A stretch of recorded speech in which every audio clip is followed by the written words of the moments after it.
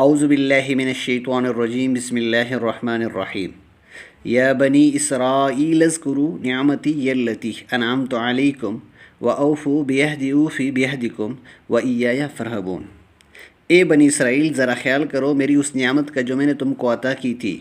میرے ساتھ تمہارا جو عہد تھا اسے تم پورا کرو، تو میرا جو عہد تمہارے ساتھ تھا اسے میں پورا کروں گا، اور مجھ ہی سے تم ڈرو۔ اس آیت کی تفسیر میں جو لوگ بھی بنی اسرائیل کی تاریخ کا مطالعہ کرتے ہیں وہ حیران رہ جاتا ہے کہ باری تعالیٰ نے اس قوم کو کن کن نعمتوں سے نوازا، اور یہ کہ ان نعمتوں کی ان پر مسلسل بارش کے مقابلے میں یہ بار بار حق تعالیٰ کا انکار کرتے رہے۔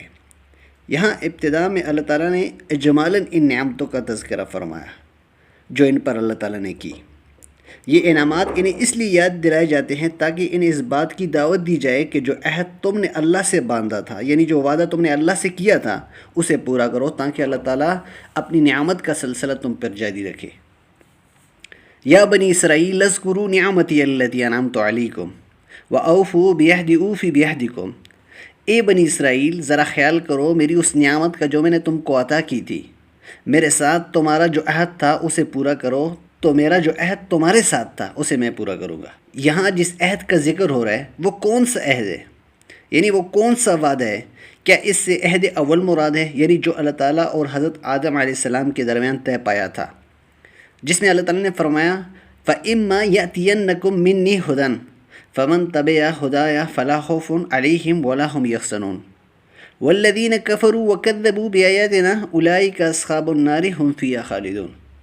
پھر جو میری طرف کوئی ہدایت تمہارے پاس پہنچے تو جو لوگ میری اس ہدایت کی پیروی کریں گے ان کے لیے کسی خوف اور رنج کا موقع نہ ہوگا، اور جو اس کو قبول کرنے سے انکار کریں گے اور ہماری آیات کو جھٹلائیں گے وہ آگ میں جانے والے لوگ ہیں جہاں وہ ہمیشہ رہیں گے۔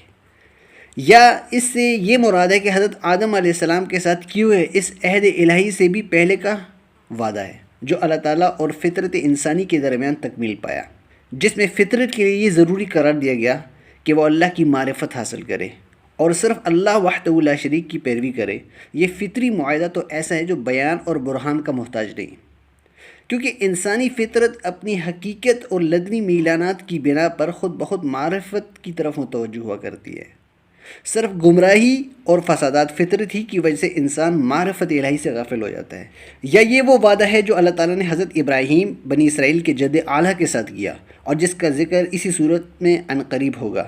وَإِذِ ابْتَلَىٰ إِبْرَاهِيمَ رَبُّهُ بِكَلِمَاتٍ فَأَتَمَّهُنَّ قَالَ إِنِّي جَاعِلُكَ لِلنَّاسِ إِمَامًا قَالَ وَمِن ذُرِّيَّتِي قَالَ لَا يَنَالُ عَهْدِ الظَّالِمِينَ۔ یاد کرو جب ابراہیم کو اس کے رب نے چند باتوں میں آزمایا، وہ ان سب میں پورا اتر گیا، تو اس نے کہا میں تجھے سب لوگوں کا پیشوا بنانے والا ہوں۔ ابراہیم نے عرض کیا اور کیا میری اولاد سے بھی یہ وعدہ ہے؟